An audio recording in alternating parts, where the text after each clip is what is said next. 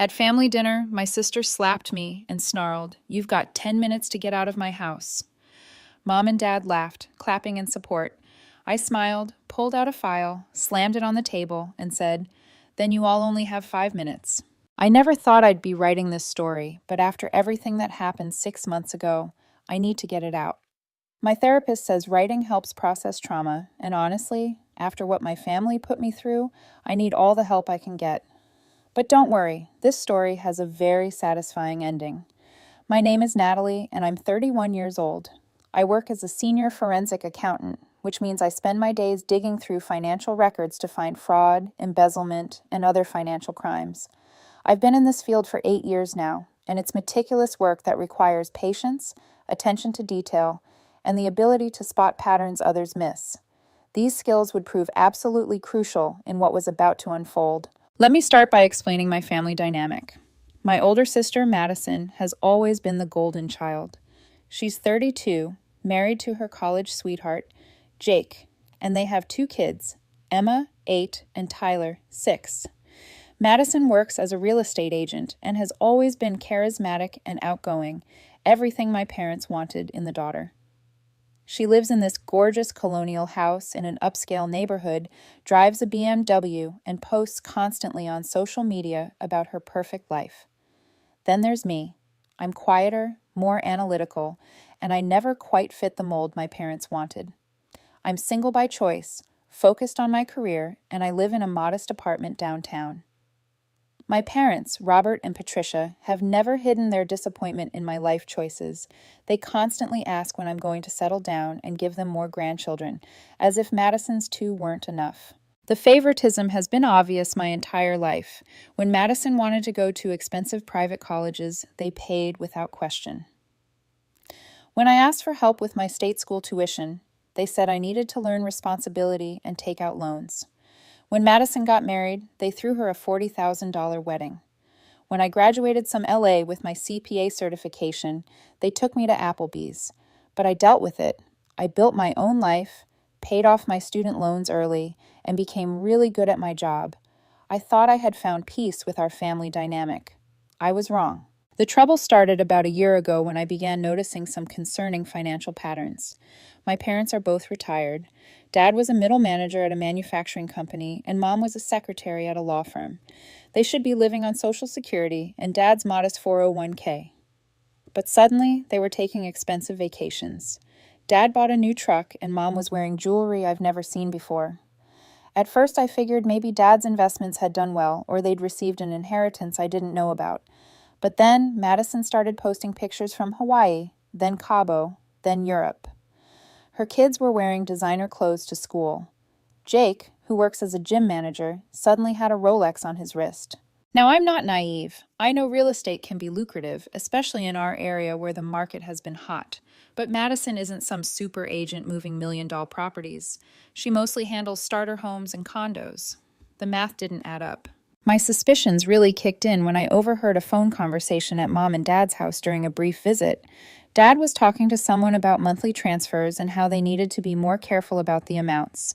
When he saw me, he quickly ended the call and claimed it was about their retirement account management. That's when I decided to do some digging. I want to be clear, I didn't hack anything or do anything illegal. Everything I found was through public records, social media analysis, and good old-fashioned observation. It's amazing what you can learn when you know where to look. I started with property records. Madison and Jake's house was purchased 3 years ago for $485,000 with a down payment of $150,000. Jake's salary as a gym manager is maybe $45,000 a year. And while Madison does okay in real estate, her annual income based on public sales records was averaging around $65,000. There was no way they should have had that kind of cash for a down payment. Then I looked at my parents' property. They paid off their modest ranch house years ago, but 6 months after Madison bought her place, they suddenly took out a $120,000 home equity loan. The timing was suspicious. I dug deeper into public records and found something interesting. There were several LLCs registered under variations of my family members' names: Madison Holdings, LLC, Patricia Investment Group, Robert Property Solutions. These weren't huge red flags by themselves, but the pattern was concerning. The real breakthrough came when I was reviewing some financial crime patterns for work and recognized the setup I'd seen before. It's called a family loan laundering scheme. Essentially, one family member takes out legitimate loans or liquidates assets, then loans that money to other family members for major purchases.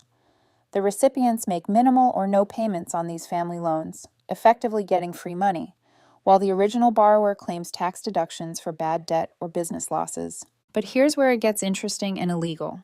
If you're doing this with money that should be reported as income, or if you're structuring these transactions to avoid taxes or hide assets, you're committing fraud.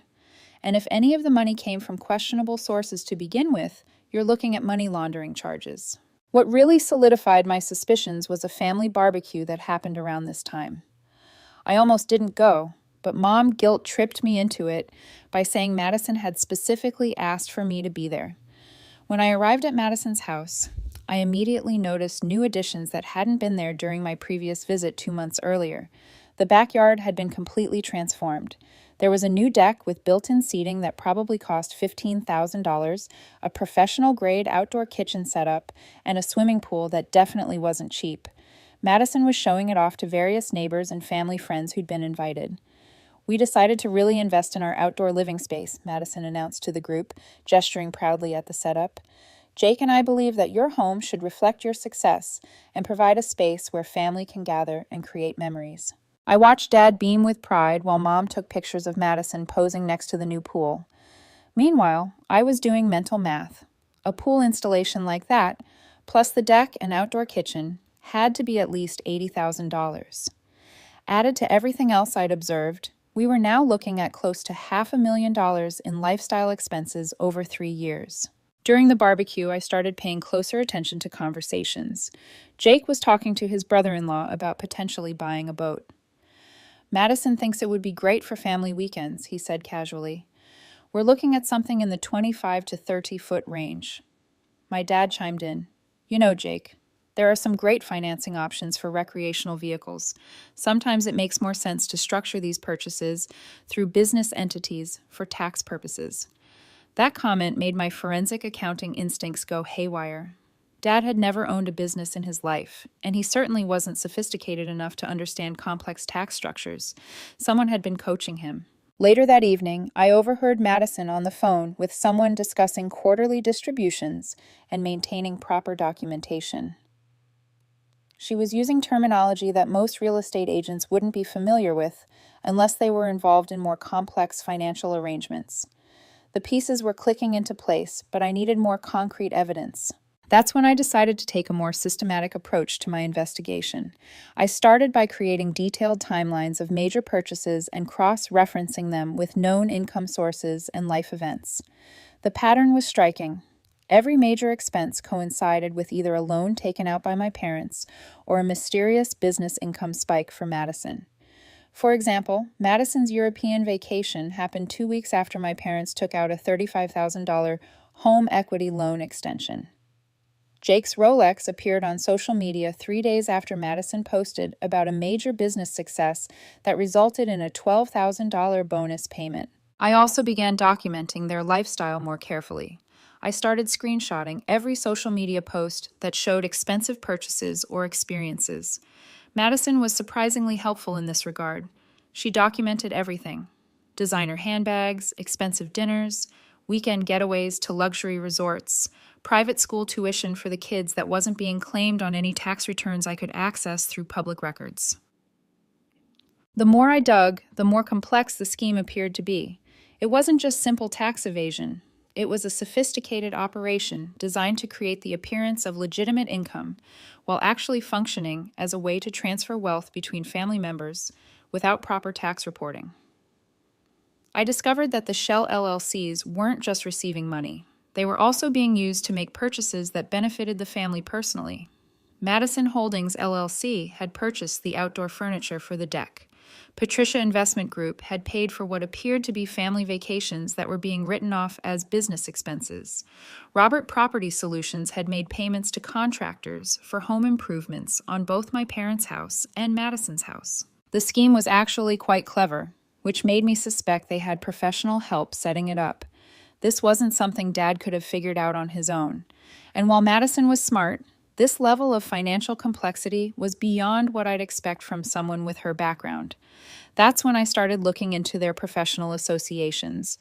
Madison had recently started working with a new financial advisor, someone who specialized in wealth management for small business owners. The firm's website was full of language about tax optimization strategies and family wealth preservation. I couldn't access their specific financial advice without breaking laws I wasn't willing to break, but I could research the firm itself. What I found was concerning. The advisor, Richard Blackwell, had been sanctioned twice by the SEC for inappropriate client recommendations and had several client complaints related to aggressive tax strategies that had later been disallowed by the IRS. This told me two important things. First, my family was likely receiving professional guidance on their scheme, which made it more serious from a legal standpoint. Second, they might not fully understand the risks they were taking by following this advice. I almost felt bad for them at that point. Almost. But then I remembered how they treated me for years and how they were willing to risk everything for Madison while leaving me to struggle alone. The final piece of evidence I needed came from an unexpected source. Emma, Madison's 8-year-old daughter, inadvertently provided it during a casual conversation at a family gathering. We were sitting together while the adults talked, and she was telling me about her new school. "Mommy says I get to go to the best school because Grandpa and Grandma are helping make me smart," she said innocently. "That's nice," I replied carefully. "Do you like your new school?" "It's okay," she said with typical kid honesty, "but it's really expensive." I heard Daddy tell Mommy that it costs more than his whole job money. That comment hit me like a lightning bolt. Private school tuition for Emma and Tyler was running about $30,000 per year combined. Jake's entire salary was around $45,000.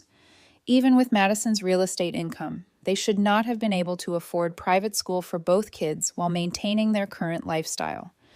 But if my parents were funneling money through the fake LLCs to cover educational expenses, that would explain how they were managing it. It would also represent another level of tax fraud, since educational expenses paid through business entities have very specific reporting requirements. That night, I went home and did some research on private school payment records. It took some digging through the school's public financial filings and board meeting minutes, but I found what I was looking for. The school's record showed that tuition for Emma and Tyler Johnson was being paid by Madison Holdings LLC in quarterly installments. This was the smoking gun I needed. Madison Holdings LLC was paying for personal educational expenses for Madison's children while claiming to be a legitimate business entity. The IRS takes a very dim view of using business entities to pay personal expenses while claiming business deductions. At this point, I had documented evidence of fraudulent business entities being used to funnel money between family members, personal expenses being paid through business accounts, unreported income being used for major purchases, mortgage fraud involving misrepresented income sources, tax evasion through false business deductions, potential money laundering through structured transactions. The total amount involved was approaching $400,000 over 3 years, which put this firmly in federal criminal territory. But I still wasn't ready to act. I wanted to be absolutely certain of my facts, and I wanted to understand the full scope of what they were doing. More importantly, I wanted to see if they would ever acknowledge their treatment of me and make any effort to change. I decided to test the waters by bringing up financial responsibility during our next family interaction. It was Mom's birthday dinner at a nice restaurant, and everyone was in good spirits. Madison was showing off pictures from their latest vacation, and Dad was talking about maybe buying a new car. "You know," I said carefully, "I'm really impressed by how well everyone seems to be doing financially. Madison, your business must be really taking off." Madison pined at the attention. "Well, I've been working with a new financial advisor who's helped me optimize my business structure. It's amazing what you can accomplish when you have the right guidance." "That's wonderful," I continued. "I've been thinking about maybe expanding my own investment portfolio. Do you think your advisor might have time to talk with me about my situation?" The temperature at the table dropped noticeably. Madison and my parents exchanged quick glances. "Oh, Natalie," Mom said with fake sweetness, "I don't think Richard works with smaller accounts." He specializes in people who have already achieved a certain level of success. The dismissal was clear. Even when I was asking for help, the kind of help they'd freely given Madison, they couldn't bring themselves to treat me as an equal. I see, I said quietly. Well, maybe when I'm more successful. Dad patted my hand condescendingly. Don't worry, sweetheart. Not everyone can be an entrepreneur like Madison. Your little accounting job is perfectly respectable for someone with your limitations. That was the moment I knew there was no redemption possible for this family.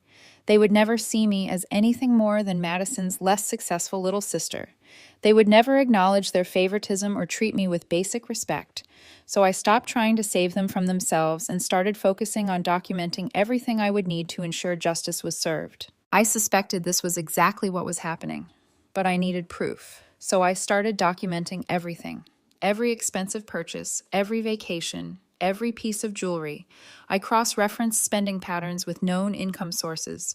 I tracked the LLCs through business filings and found they were essentially shell companies with no real business activity. The documentation process became almost obsessive for me. I created detailed spreadsheets tracking every social media post, every public record, every observable change in their lifestyle. I started carrying a small notebook where I jot down details during family gatherings. What Madison was wearing, what Dad was driving, casual comments about money or purchases. I also began researching the legal precedents for cases like this. I spent hours reading court documents from similar family fraud cases, understanding how prosecutors typically approach these schemes and what kind of evidence was most compelling.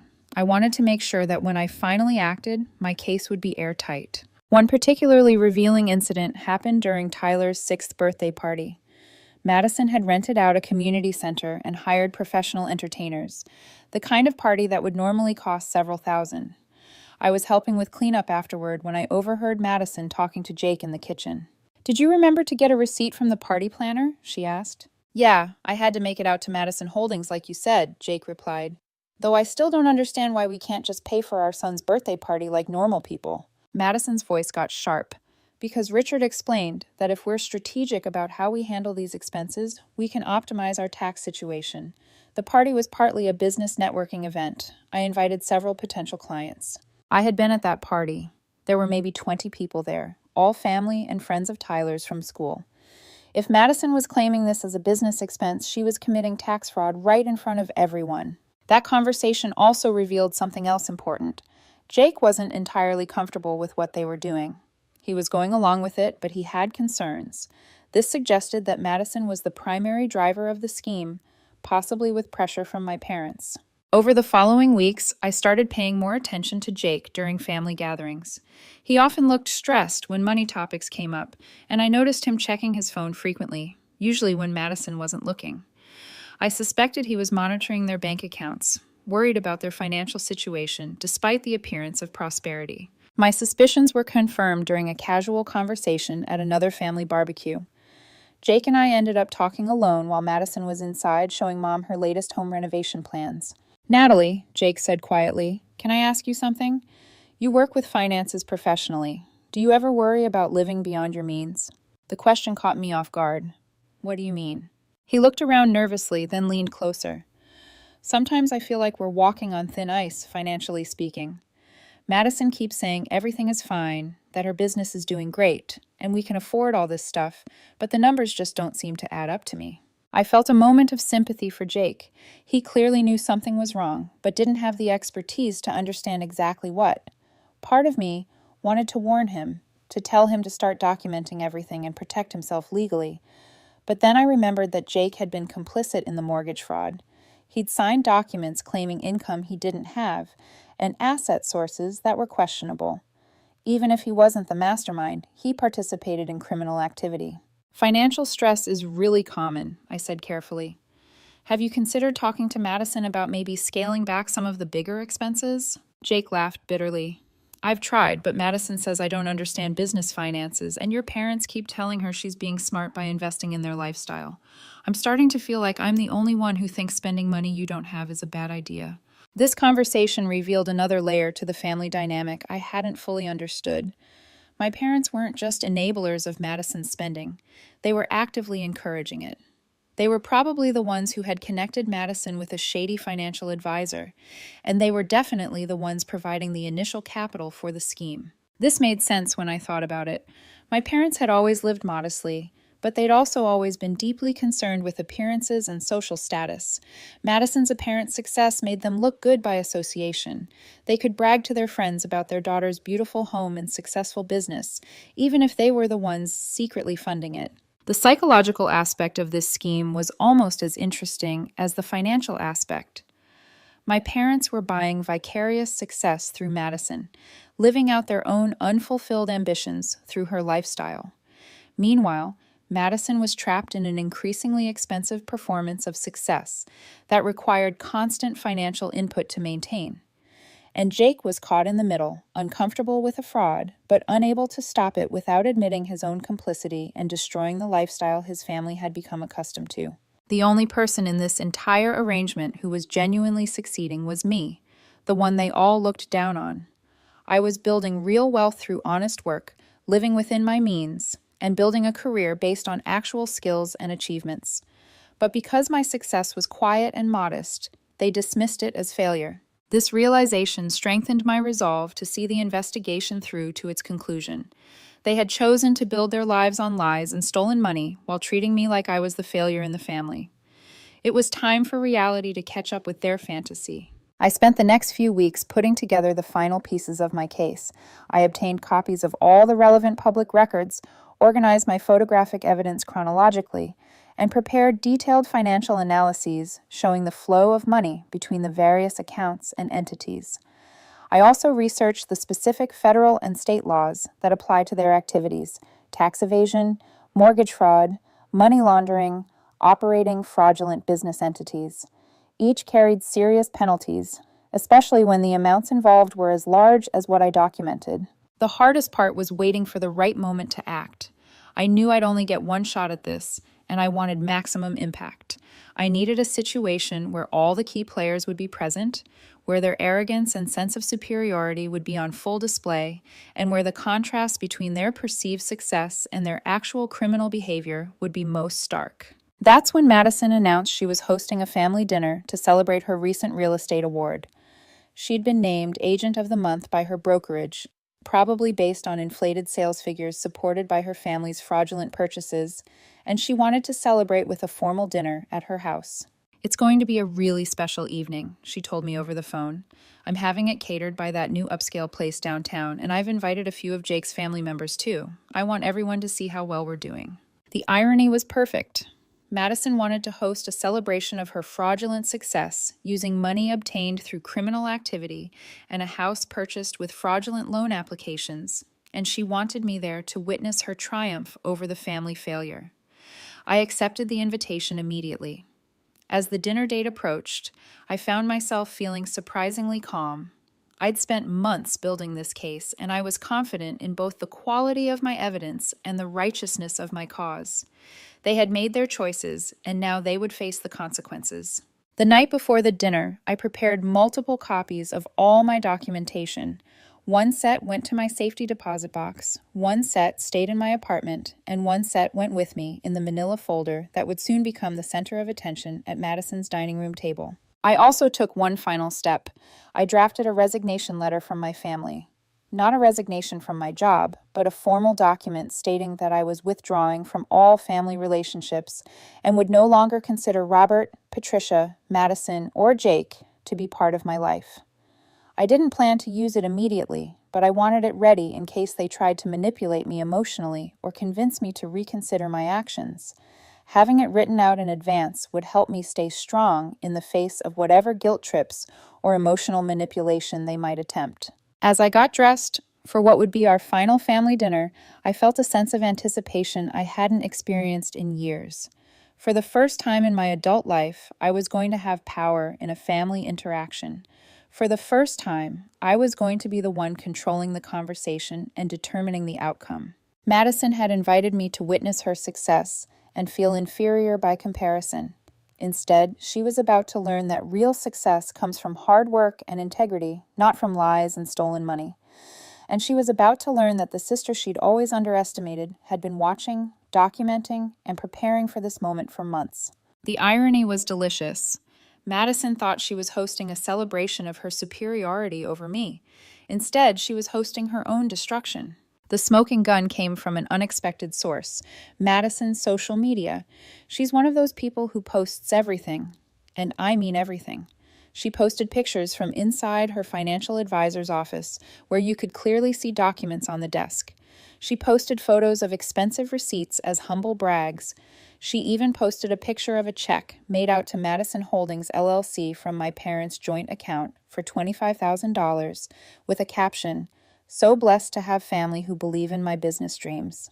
That's when I knew I had them, but I wasn't ready to act yet. I needed to understand the full scope of what they were doing, and I needed leverage. See, the thing about financial crimes is that they create paper trails, and those paper trails can be used to calculate exactly how much money was involved, how long the scheme had been running, and what the potential penalties could be. Over the next 6 months, I built a comprehensive case file. I documented approximately $340,000 in suspicious transactions between my parents and Madison's family over 3 years. I found evidence of unreported income, tax evasion, and what appeared to be a systematic effort to hide assets and inflate business expenses. I also discovered something that made my blood boil. Remember how my parents couldn't help me with college because I needed to learn responsibility? Well, the home equity loan they took out to fund Madison's down payment, they were struggling to make the payments. Dad had actually called the bank twice requesting payment deferrals, and they were at risk of losing their house. So, let me get this straight. They were willing to risk their own home to give Madison a free house down payment, but they couldn't spare a dime to help me get an education that would let me support myself. The favoritism was even worse than I'd realized. But I still wasn't ready to act. I'm a patient person, and I wanted to make sure I had everything I needed before I made my move. I knew I'd only get one shot at this, and I wanted it to count. The opportunity came last month. Madison decided to host a family dinner at her house, the house my parents' money helped buy. She'd been doing this more often lately, I think because she enjoyed showing off her perfect home and perfect life. Usually I found excuses not to go, but this time I accepted the invitation. I should have known something was up when I walked in and saw the three of them exchanging looks. Mom and Dad were already there, sitting at Madison's expensive dining room table, drinking wine from crystal glasses I was sure cost more than my monthly car payment. The dinner started normally enough. Madison served this elaborate meal, herb-crusted salmon, roasted vegetables, some kind of fancy risotto. She kept talking about how she'd taken a cooking class and how fulfilling it was to create beautiful meals for her family. I smiled and complimented the food, even though every bite tasted like ashes in my mouth. But then Jake started talking about their upcoming vacation to Tuscany. "Madison worked so hard this quarter," he said, squeezing her hand. "She deserves a break. Plus, the kids have never been to Europe." "How wonderful," I said carefully. "That must be expensive, though." Madison waved dismissively. "When you're successful, you find a way to make it work. Some people just have better money management skills than others." The dig was obvious. Dad chuckled, and Mom nodded approvingly. That's when I realized this dinner wasn't just about showing off. This was about putting me in my place, reminding me of my position in the family hierarchy. They wanted me to feel small and unsuccessful compared to Madison's seemingly perfect life. "Speaking of money management," Mom said, setting down her wine glass, "Natalie, don't you think it's time you started thinking about your future more seriously? You're not getting any younger, and that little apartment of yours isn't exactly building equity." "My apartment is fine," I replied evenly. "I'm building my career and my savings. Not everyone needs a big house to be happy." Madison laughed, but it wasn't a kind sound. "Career? Natalie, you count other people's money for a living. That's not exactly a career with growth potential." "I solve financial crimes," I corrected. "I help put criminals in jail and recover stolen assets. It's actually quite fulfilling." "If you say so," Madison said with a smirk. "But let's be real. When was the last time you did something actually impressive? Something that made Mom and Dad proud?" The room went quiet. I could feel all their eyes on me, waiting to see how I'd react. This was the moment they'd been building up to, the reason I'd been invited to this dinner. They wanted to humiliate me. "I'm proud of my work," I said quietly. Dad shook his head. "Natalie, we just want you to be successful. Look at Madison. She's got a beautiful home, a loving family, a thriving business. She's living the American dream." "On borrowed money," I said before I could stop myself. The temperature in the room dropped about 20 degrees. Madison's face went red, and Jake shifted uncomfortably in his seat. "Excuse me?" Madison said, her voice dangerously quiet. I should have backed down, should have apologized, and tried to smooth things over, but something in me snapped. Maybe it was years of watching them favor Madison while treating me like a disappointment. Maybe it was knowing they'd risked their own home to fund her lifestyle while leaving me to struggle alone. Maybe it was just being tired of pretending everything was fine when it so obviously wasn't. "I said on borrowed money," I repeated louder this time. "This house, those vacations, that jewelry Mom's wearing, it's all funded by loans and financial arrangements that don't exactly match your reported income levels." Madison stood up so fast her chair nearly toppled over. "How dare you come into my house and accuse me of whatever you're accusing me of?" "I'm not accusing you of anything," I said calmly. "I'm stating facts." "Facts?" Dad's voice was getting louder. "Natalie, you're being completely inappropriate. Madison works hard for everything she has." "Does she, though?" I asked. "Because from where I sit, it looks like she works hard at spending other people's money." That's when Madison lost it completely. She came around the table so fast I barely had time to react. Her hand connected with my cheek in a sharp slap that echoed through the dining room. "You've got 10 minutes to get out of my house," she snarled, standing over me with her hands balled into fists. 10 minutes, and then I'm calling the police to have you removed for trespassing." I touched my cheek, feeling the sting where her hand had connected. But instead of being upset or hurt, I felt something else entirely. I felt free. Mom and Dad started clapping. Actually clapping, like Madison had just given some kind of performance. "Good for you, sweetheart," Mom said approvingly. "Some people need to learn when they've crossed the line."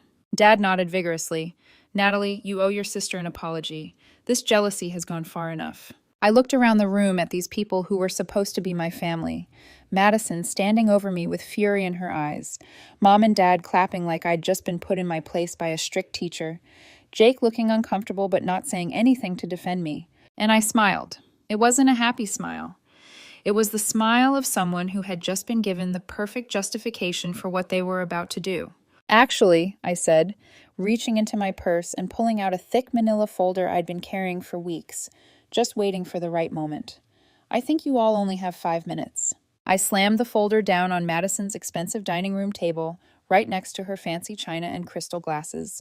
The room went dead silent. "What is that?" Madison demanded, but her voice had lost some of its earlier confidence. I opened the folder and spread out the contents: financial records, bank statements, property documents, photographs, business filings, tax returns, loan applications, and about 50 pages of detailed analysis showing exactly how money had been flowing between various accounts and entities over the past 3 years.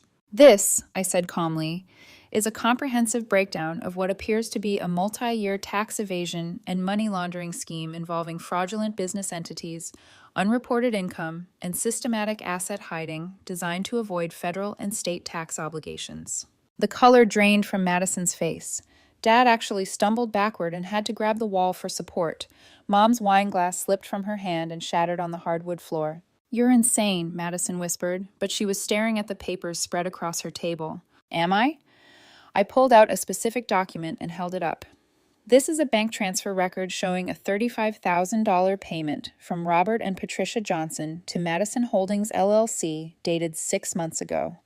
Madison Holdings LLC, according to state business records, has never filed any tax returns, has no reported business activity, and appears to exist solely as a vehicle for receiving untaxed payments." I pulled out another document. "This is a photograph Madison posted on Instagram showing a check for $25,000 made out to the same LLC with a caption, 'So blessed to have family who believe in my business dreams.' Madison Holdings LLC has no business plan, no business license, no employees, and no legitimate business purpose." Jake was now actively backing away from the table like the papers might explode. "This is harassment," Dad said, but his voice was shaking. "You can't just spy on your family like this." "I didn't spy on anyone," I replied. "Everything here came from public records, social media posts, and basic financial analysis. It's amazing how much information people make available when they think no one is paying attention." I pulled out a thick spreadsheet. Over the past 3 years, I've documented approximately $340,000 in suspicious transfers between various family members, none of which appears to have been properly reported for tax purposes. The pattern suggests systematic tax evasion involving multiple parties across state and federal jurisdictions. Madison sank into her chair. This is just family helping family. There's nothing illegal about parents helping their children. You're right, I agreed.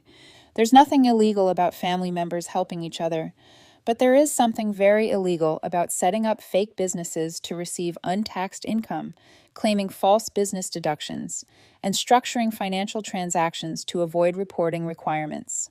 I pointed to another document. For example, this loan application for your house lists Jake's income as $45,000 and your average annual income as $65,000. But you somehow managed to make a $150,000 down payment. When the bank asked about the source of the down payment, you claimed it came from business savings from Madison Holdings LLC. But Madison Holdings LLC has no reported income, no business activity, and no legitimate business purpose.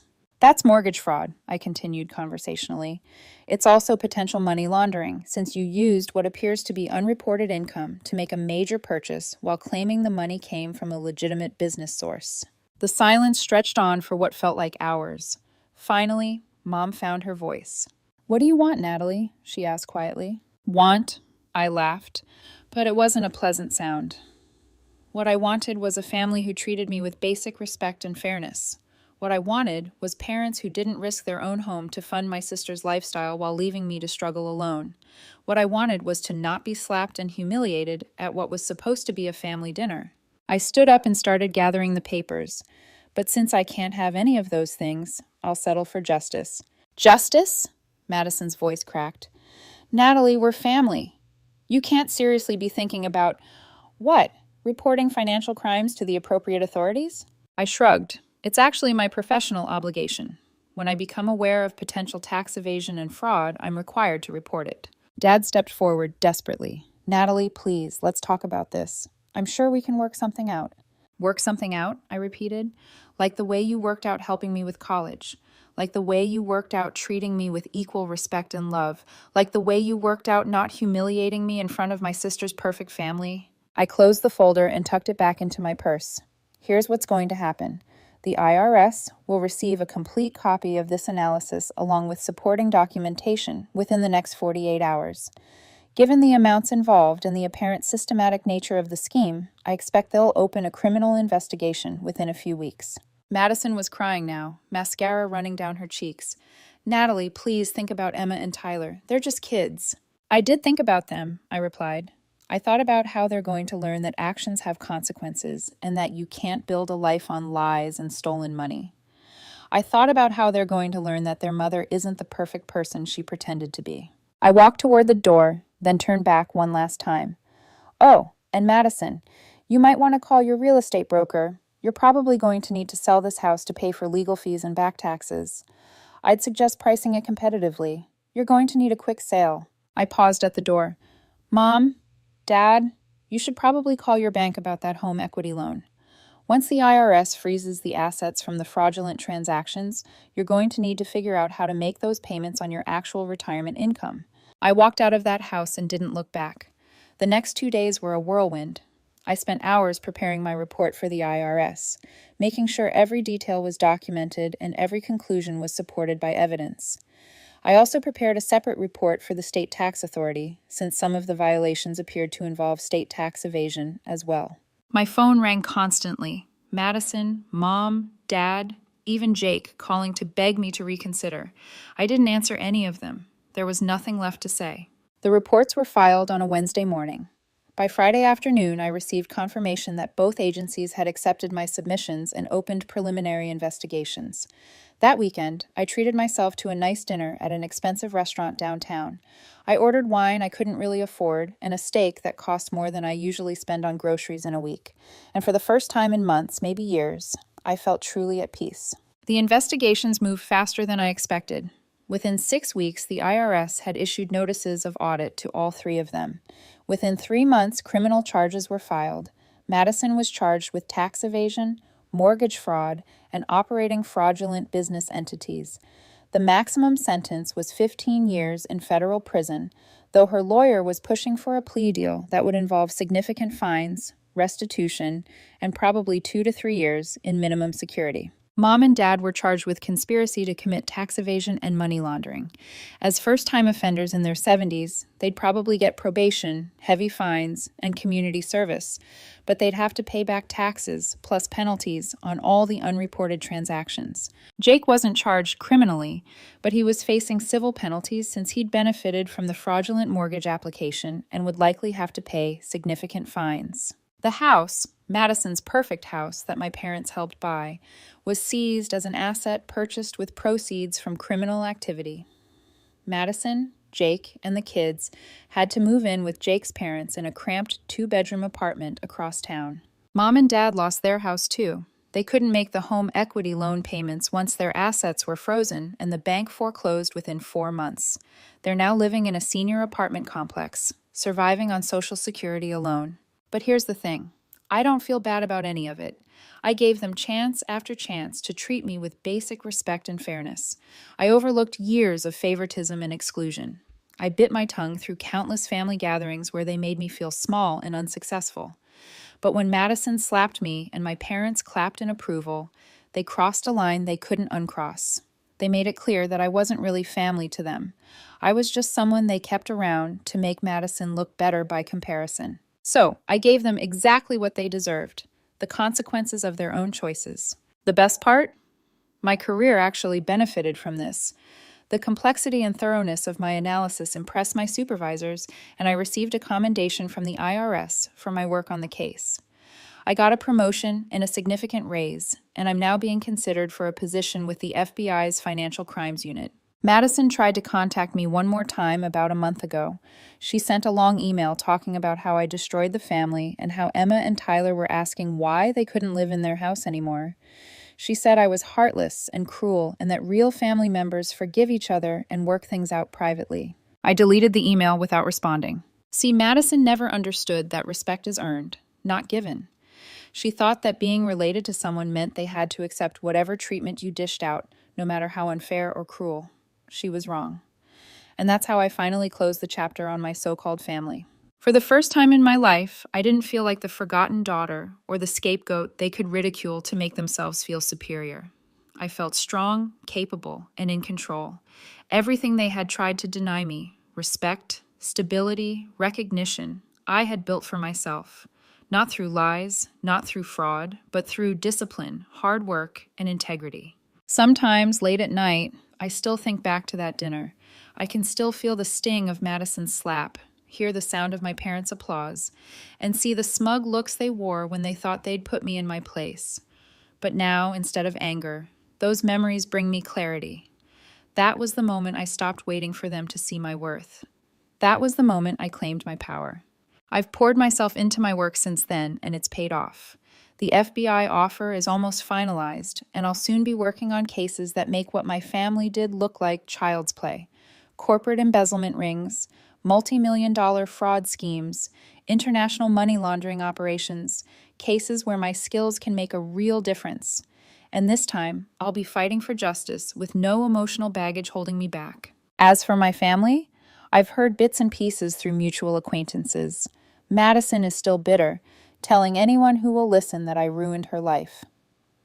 Jake works long hours trying to rebuild their finances, though most of his paycheck goes to paying down fines and restitution. Mom and Dad keep to themselves now, embarrassed to show their faces at church or social gatherings.